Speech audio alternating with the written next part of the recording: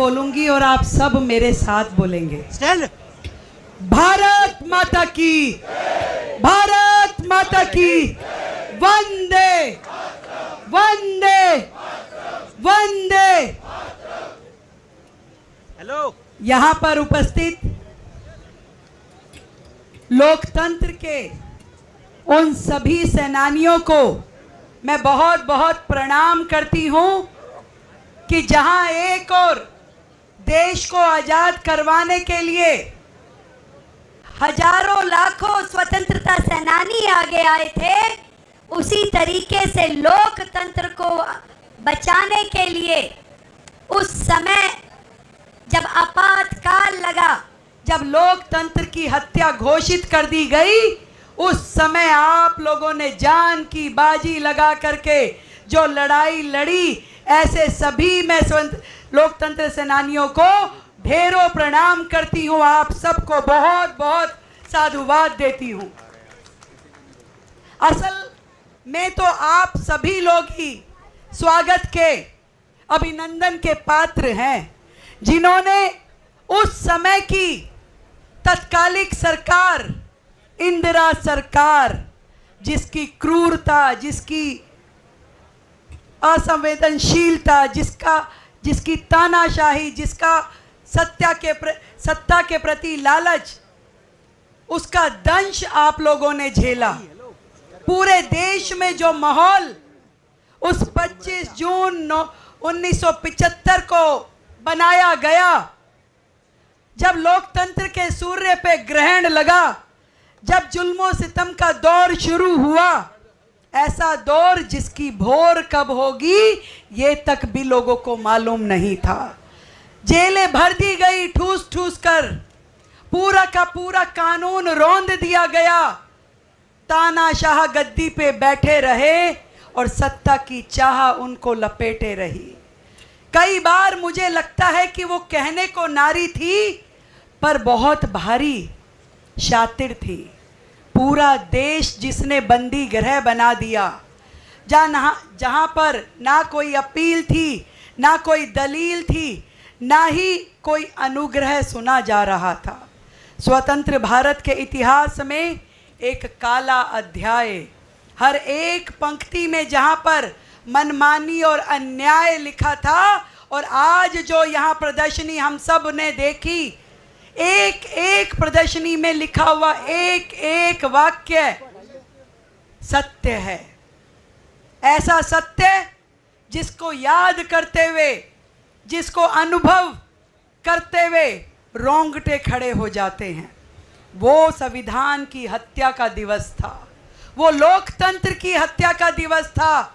ये 25 जून 1975 कुठाराघात था, और वो भी केवल 2-4 दिन का नहीं, 2-4 महीने का नहीं, पूरे 21 महीने तक देश में लाखों लोग जेलों में डाल दिए गए। और क्यों? केवल और केवल सत्ता के मोह में। आज आदरणीय मनोहर लाल खट्टर जी केंद्रीय मंत्री हमारे बीच में उपस्थित हैं।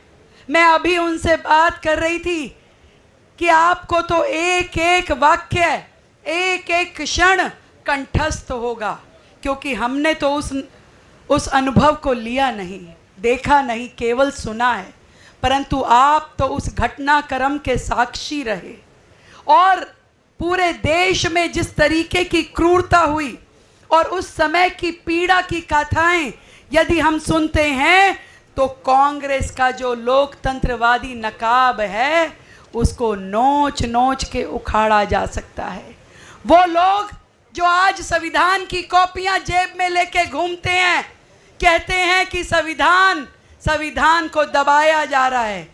मैं उन्हें बताना चाहती हूं, जिस संविधान की पुस्तिका लेकर आप जेब में लिए घूमते हो, उस संविधान को आपके ही वंशजों के द्वारा कुचला गया और पूरा देश उसका साक्षी है।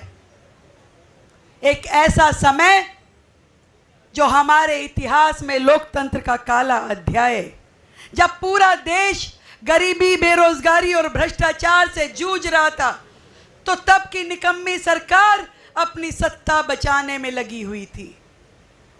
लोकतंत्र को बचाने की दिशा में कार्य तो तब माना जाता जब उस समय इंदिरा गांधी जी अपना इस्तीफा देती, जनता को सत्ता सौंपती और माफ़ी मांगती, परंतु नहीं, उन्होंने वो सब काम किए जो उनकी कुर्सी बचाने के लिए ठीक थे, चाहे उसमें सच्चाई पे सेंसर लगाया गया हो, विचारों को बंद किया गया या फिर जेलें भर दी गई। पार्टी ने उसको आपातकाल का नाम दिया, पर 1 लाख से ज़्यादा लोगों पे मुकदमे दायर किए गए। आप प्रदर्शनी में देखेंगे कि उस समय के जितने वरिष्ठ नेता देश में होते थे, उन सब के खिलाफ के वारंट निकाल दिए गए। प्रदर्शनी में वो वारंट साक्षात लगाए गए हैं, चाहे वो अटल बिहारी वाजपेयी जी हो, मदन लाल खुराना जी हो, अडवाणी जी हो, बलराज मधोक जी हो। लाखों लोकतंत्र सेनानियों को जेल में डाला गया, उनके परिवार रोते बिलखते रह गए। एक एक की कहानी सुनो तो रोंगटे खड़े हो जाते हैं। ऐसा समय भारत ने ऐसी क्रूरता जो स्वतंत्रता संग्राम में भी ना देखी होगी, उससे बड़ी क्रूरता इस आपातकाल ने जनता को दिखाई। वो परिवार जिसको केवल सत्ता और सिंहासन चाहिए था, जिसने मीडिया की आज़ादी कुचल दी, जिनको देश से जनता से कोई सरोकार नहीं था, उनको केवल और केवल अपनी चिंता थी। और आज वही लोग, उनके वंशज लोकतंत्र की दुहाई देते हैं तो मुझे हंसी आती है। तुम्हें तानाशाही विरासत में मिली है, तुम क्या जानो कि लोकतंत्र क्या होता है, लोकतंत्र की शुचिता क्या होती है। मैं तो इतना कह सकती हूँ कि आज हम अगर इस 25 जून को याद कर रहे हैं, इसकी प्रदर्शनी लगा करके आने वाली पीढ़ियों को दिखा रहे हैं, तो उसके पीछे एकमात्र ध्येय है कि लोकतंत्र के इतिहास में कभी ऐसा काला अध्याय भविष्य में कभी जुड़ने ना पाए। आज की पीढ़ियों को उसके लिए लगना पड़ेगा। और मैं ये कहना चाहती हूँ कि देश में अब ना तो कभी कांग्रेस सत्ता आएगी, ना आपातकाल का वह अंधेरा हम दोबारा आने देंगे। कुछ इस तरह से कहना चाहूँगी कि दोबारा वो काले दिन अब हम नहीं लौटने देंगे, दोबारा वो काले दिन अब हम नहीं लौटने देंगे। तोड़ देंगे उन हाथों को जो जनतंत्र का गला घोटेंगे। प्रजातंत्र के रक्षक हैं हम, प्रजातंत्र के रक्षक हैं हम, और लेते हैं आज सब मिलकर प्रण, सहन नहीं करेंगे अब हम भारत माँ पे कोई आक्रमण। तानाशाही की विरोध में जो नाम दिया गया देशद्रोह, अगर यही है सच तो फिर हम करेंगे बार बार विद्रोह।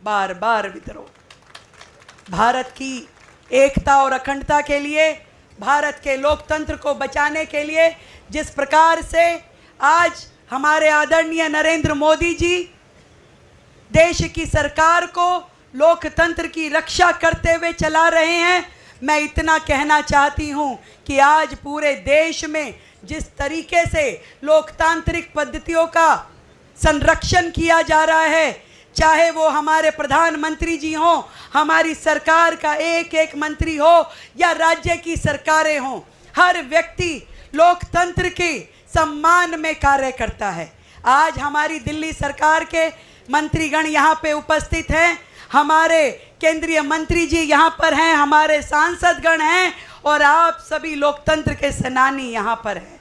मैं हाथ जोड़ के आप सभी को प्रणाम करते हुए यही कहना चाहती हूँ कि 25 जून का ये काला अध्याय बार बार हम पीढ़ियों को याद दिलाएंगे, ताकि फिर कोई दुष्ट इस तरह की घृष्टता करने का अपराध ना करे। आप सबको मेरी ओर से ढेर सारा प्रणाम और बहुत बहुत साधुवाद कि भारत माँ के सच्चे सपूत के रूप में जो आपने उस समय किया, आने वाली पीढ़ियाँ आपके इस संघर्ष को सदैव याद रखेगी।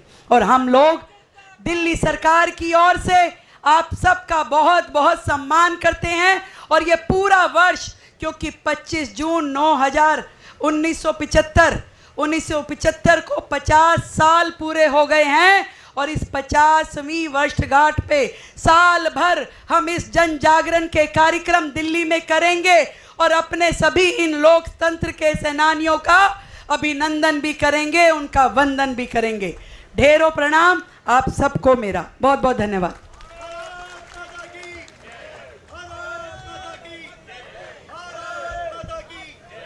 बोले भारत माता की, भारत माता की। आदरणीय मुख्यमंत्री जी, आपका धन्यवाद। नई जानकारी आपने साथियों को दी। इसी बीच हमारे दिल्ली सरकार में मंत्री आदरणीय सिरसा जी पहुंचे हैं, उनका अभिनंदन करता हूं। 4 लाइनें अटल जी की जो इस समय पर आपके सामने रखता हूं। अनुशासन के नाम पर अनुशासन का खून, भंग कर दिया संग को, कैसा चढ़ा जुनून, कैसा चढ़ा जुनून, मात्र पूजा प्रतिबंधित, कुटिल कर रहे केशव कुल की कीर्ति कलंकित, कह दी कबीराय तोड़ कानूनी कारा, गूंजे का भारत माता की जय का नारा। भारत माता की। मैं आदरणीय मुख्य अतिथि जी मनोहर लाल खट्टर जी को निवेदन करता हूं, वे संबोधित करें।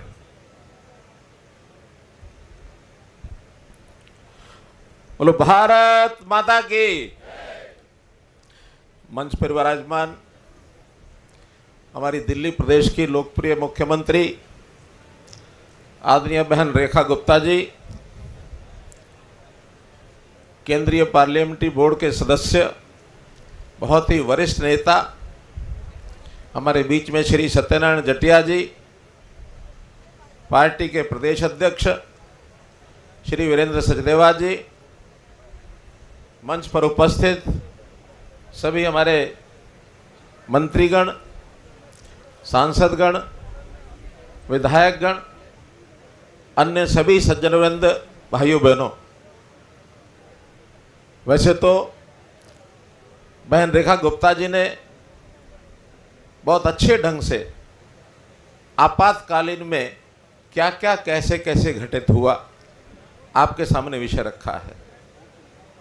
लेकिन साथ ही मैं ये कहूँगा कि आपातकाल को ये काल 50 साल पूरा हो चुका है इसका, और इस 50वें वर्ष में एक बड़ी पीढ़ी ऐसी है जिन्होंने इसका अनुभव नहीं किया है। मैं ये कह सकता हूँ कि जिनकी आयु 70 साल या इससे ऊपर है, उन्होंने तो आपातकाल को सहा है, बहुत नज़दीक से अनुभव किया है, यातनाएं भी सही है, कितना अत्याचार हुआ उसके बारे में समय कम है, क्योंकि मैं क्षमा सहित आपसे बताना चाहता हूं कि मेरी 11 बजे कैबिनेट मीटिंग है। तो इसलिए मैंने ही मंच संचालक को बार बार कहा कि थोड़ा छोटा करें, जल्दी बढ़ेंगे। एक बड़ा कार्यक्रम दिल्ली में इस आपातकाल के विषय को लेकर के संविधान हत्या दिवस के रूप में बहन जी बता रही थी कि बड़ा कार्यक्रम करने वाले हैं, और विस्तार से जो उस समय के जिनको यातनाएं मिली, जो भुक्तभोगी हैं, उनका भी वह वर्णन जरूर करना चाहिए, उनके मुख से ये बातें रखेंगे तो अच्छा होगा।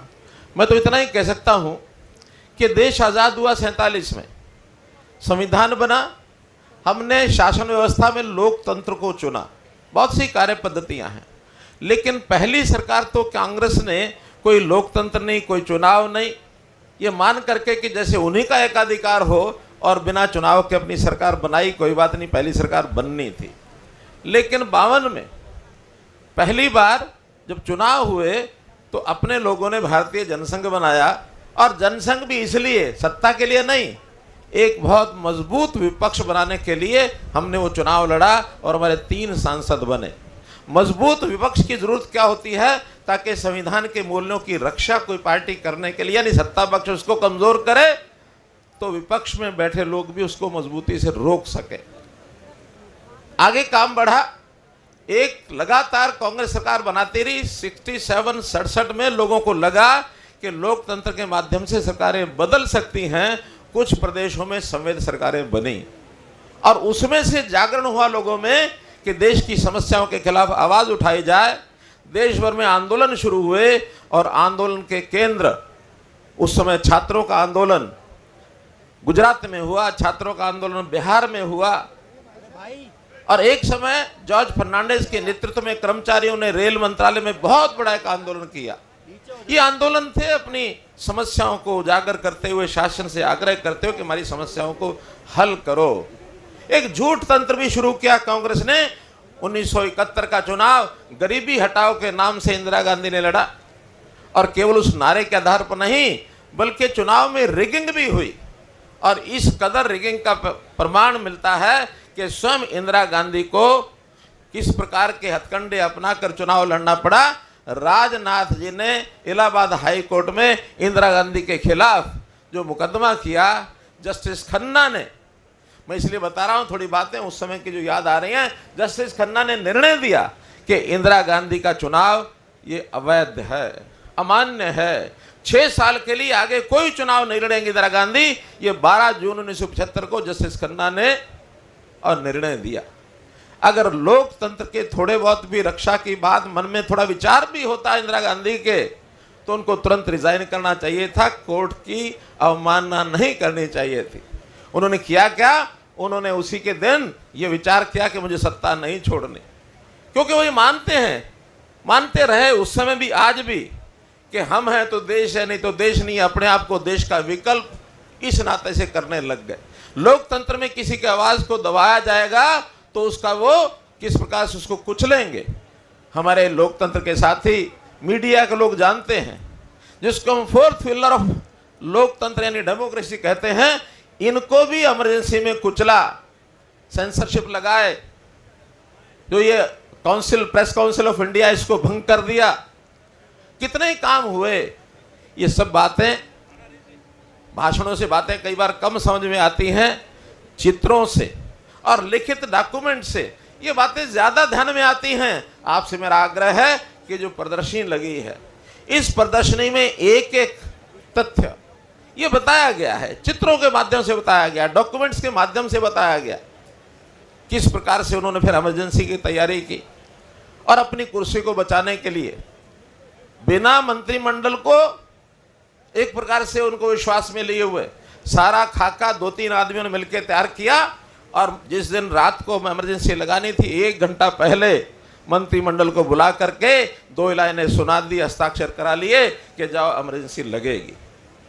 और जो सूचियां बनी बड़े बड़े नेताओं के नाम, लोकनायक जयप्रकाश नारायण के नाम, अटल बिहारी वाजपेयी के नाम, अडवाणी जी का नाम, हमारे जितने भी बड़े नेता उस समय भारतीय जनसंघ के थे, क्योंकि जनसंघ था उस समय, उन सब के नाम, अन्य विरोधी दलों के बड़े बड़े लोगों के नाम सब लिख करके रातों रात उठा लिए। मित्रों, ये बड़ी लंबी कहानी है, लेकिन मैं अपनी बात को समाप्त करने से पहले एक विषय और आपको बताना चाहता हूं। कई बार जो विपत्तियां होती हैं, आपत्तियां होती हैं, संकट काल आते हैं, तो कुछ ना कुछ अवसर भी लेकर के आते हैं। और अवसर की 2 बातें आपको बता रहा हूं। आपातकाल लगा और हमने जनसंघ को तो भंग किया, जेल में एक नई पार्टी का जन्म हुआ, जनता पार्टी, और आपातकाल के बाद चुनाव में जनता पार्टी ने शासन बनाया। दुर्भाग्य ये रहा कि जनता पार्टी कुछ विषयों को लेकर के, खास करके दोहरी मेंबरशिप को लेकर के जनता पार्टी टूट गई, और टूटी तो सन 1980 में आज की भारतीय जनता पार्टी का जन्म हुआ। एक अवसर आया हमारे लिए। उस समय बड़ी ये बहस चली कि क्यों नहीं जनसंघ को ही दोबारा से रिवाइव किया जाए। कुछ लोगों का मत था कि नहीं, हमको नए सिरे से एक नए विचार के साथ भारतीय जनता पार्टी में आना चाहिए। वही पुराने लोग, उन्होंने सब ने मिलकर के कुछ नए साथियों को साथ लेकर के एक बड़ा व्यापक एक विषय खड़ा किया, और उस विषय में जब भारतीय जनता पार्टी बनी, कमल का निशान ये चुनाव चिन्ह के नाते से आया।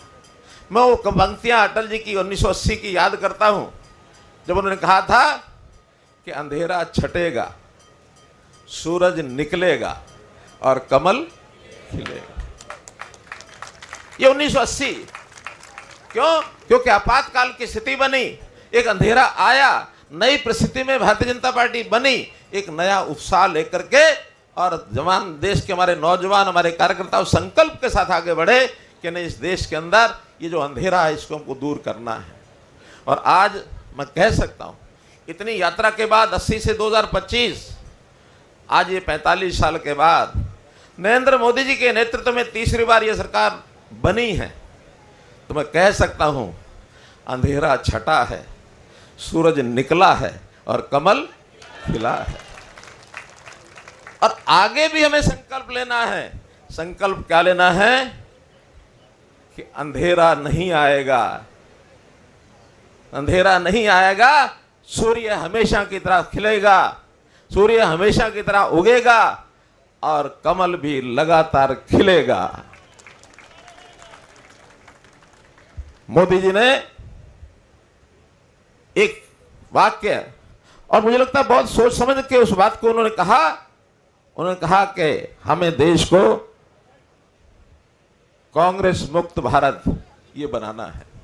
और मैं समझता हूं कि एक बड़ा हिस्सा उस संकल्प का ये पूरा हुआ है। अब आगे हम सब जागरूक रहें, हम सब आज के दिन संकल्प लें कि जिस प्रकार की व्यवस्था 1975 में आई थी, जो लोग भुक्तभोगी हैं वो आपको सब बताएंगे, हम जैसे ने भी बहुत अंदर तक उन चीज़ों को देखा है। और मैं एक और अपने लिए अवसर मानता हूं कि उस आपातकाल के कारण से ही हमने भी कुछ अंडरग्राउंड रह के काम किया, जिसका परिणाम ये हुआ बाद में 1977 में खुल करके जुड़ गए और जुड़ने के बाद इस स्थिति तक पहुंच गए। जैसा मैंने बताया हर आपत्ति एक अवसर लेके आती है, तो मैं तो इसको अपने लिए अवसर ही मान रहा हूं। हमारे से बहुत ऐसे लोग हैं, लाखों कार्यकर्ता, जो उस समय की पीड़ाओं के बाद मजबूती से आगे आए हैं। तो आज तो इस अवसर पर मैं इतना ही कहूंगा कि सारी कहानी आपातकाल की इतना समय दोहराने लगे, यहाँ तो कई घंटे लग सकते हैं, लेकिन एक चित्रावली, ये जो प्रदर्शनी है, ये आंखों देखी चीज़ें उस प्रदर्शनी के माध्यम से आपको दिखेंगी। वहाँ जो डॉक्यूमेंटल प्रूफ है कि किस दिन कौन सा नोटिफिकेशन हुआ, कब उसको गजटेड किया गया, किस किस को कब कब अंदर करने का उन्होंने निकाला, और कैसे यानी लोगों को जो अंदर किया तो किस प्रकार के आरोप लगाए। Misa, maintenance of internal security act, यानी आंतरिक अशांति, कौन सा देशद्रोह हमने किया था भाई? हम तो देशभक्ति के नाते से भारत माता की जय बोल रहे थे और हमको उस समय उठा करके अंदर कर रहे थे। क्या भारत माता की जय बोलना उस समय देशद्रोहिता था क्या? वो ना उस समय था, ना आज है, ना आगे रहेगा। मित्रों, ये भारत माता की जय बोलने वाला ये हमारा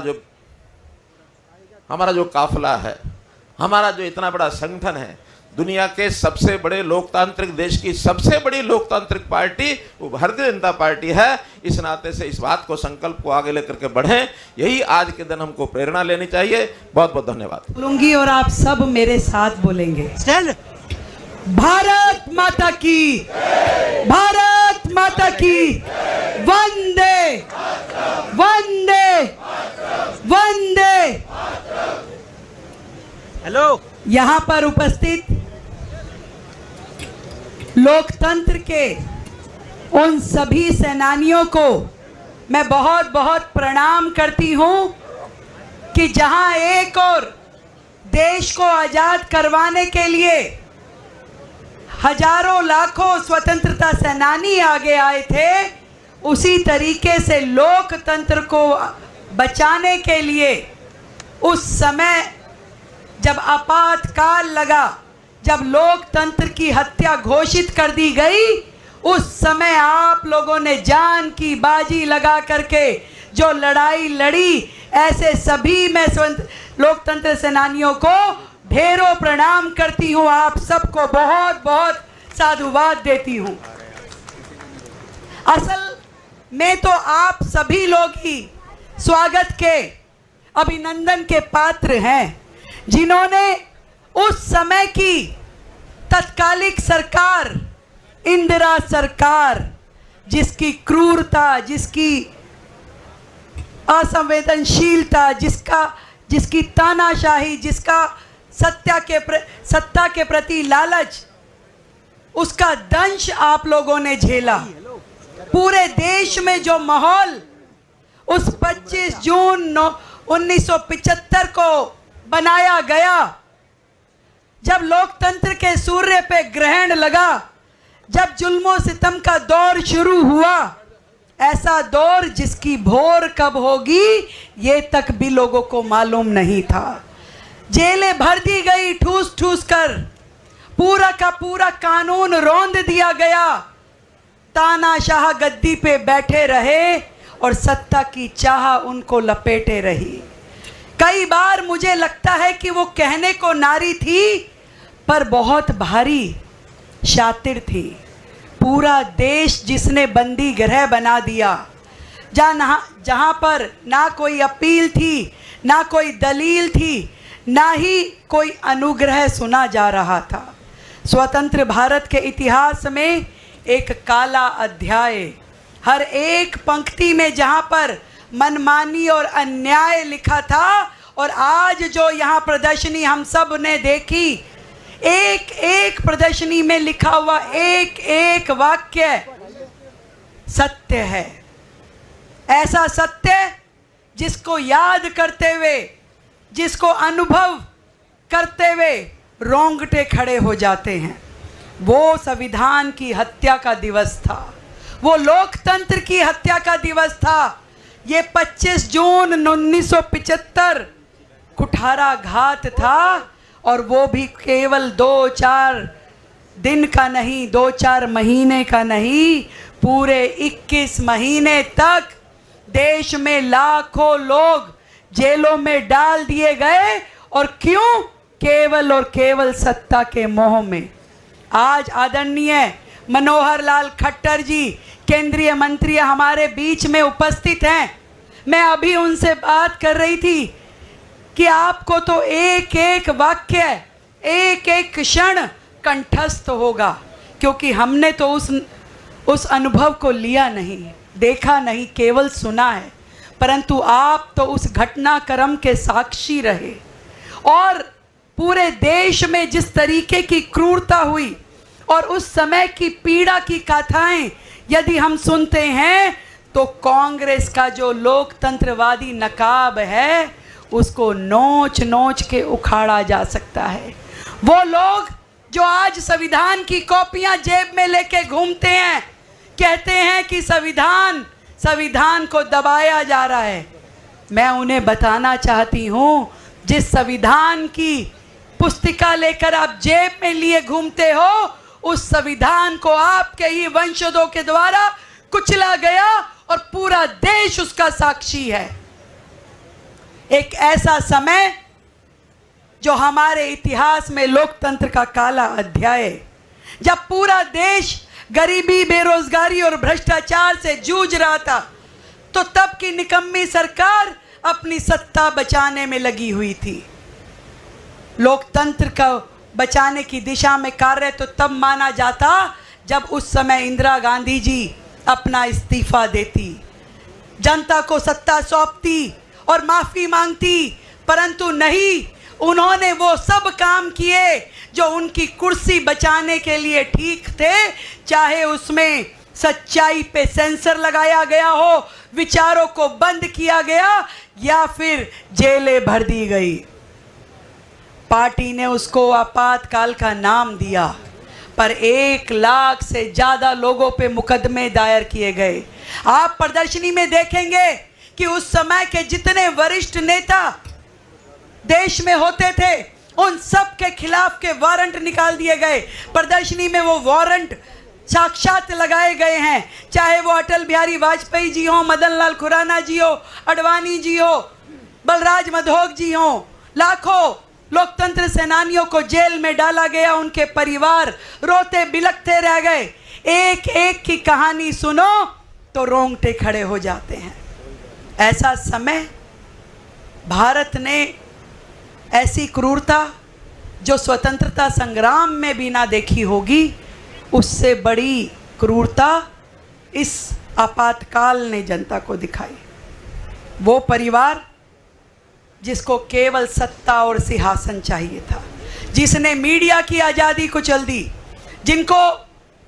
जिनको देश से, जनता से कोई सरोकार नहीं था, उनको केवल और केवल अपनी चिंता थी। और आज वही लोग, उनके वंशज लोकतंत्र की दुहाई देते हैं तो मुझे हंसी आती है। तुम्हें तानाशाही विरासत में मिली है, तुम क्या जानो कि लोकतंत्र क्या होता है, लोकतंत्र की शुचिता क्या होती है। मैं तो इतना कह सकती हूं कि आज हम अगर इस 25 जून को याद कर रहे हैं, इसकी प्रदर्शनी लगा करके आने वाली पीढ़ियों को दिखा रहे हैं, तो उसके पीछे एकमात्र ध्येय है कि लोकतंत्र के इतिहास में कभी ऐसा काला अध्याय भविष्य में कभी जुड़ने ना पाए। आज की पीढ़ियों को उसके लिए लगना पड़ेगा। और मैं ये कहना चाहती हूं कि देश में अब ना तो कभी कांग्रेस सत्ता आएगी, ना आपातकाल का वह अंधेरा हम दोबारा आने देंगे। कुछ इस तरह से कहना चाहूंगी कि दोबारा वो काले दिन अब हम नहीं लौटने देंगे, दोबारा वो काले दिन अब हम नहीं लौटने देंगे। तोड़ देंगे उन हाथों को जो जनतंत्र का गला घोटेंगे।